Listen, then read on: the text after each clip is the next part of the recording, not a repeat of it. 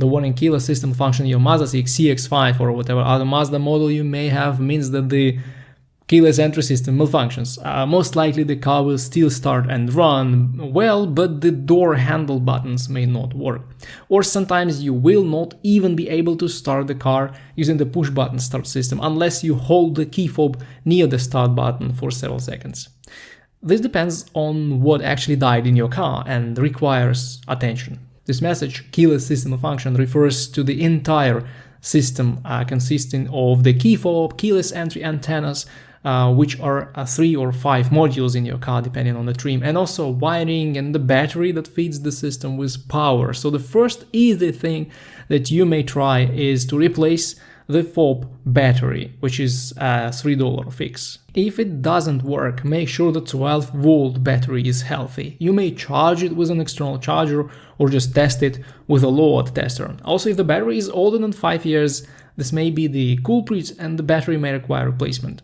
Sometimes the keyless system may develop a software glitch, and just disconnecting the battery for 7 minutes will solve the problem, at least for some time. If nothing helps you, the problem is very likely with one of the keyless entry antennas. In the CX-5, if you have the lock-unlock buttons on the front door handles, you will have 5 keyless entry antennas. Very often after the car has been in an accident, mechanics in body repair shops forget to plug these antennas in or just don't know what those parts are and make mistakes when they put your Mazda back together. So here are the locations of the keyless entry antennas for the Mazda CX-5 2016 to 2025 model years. The vehicle interior front antenna is located behind the center console here. Quite hard to get to, but it's very rarely the actual culprit.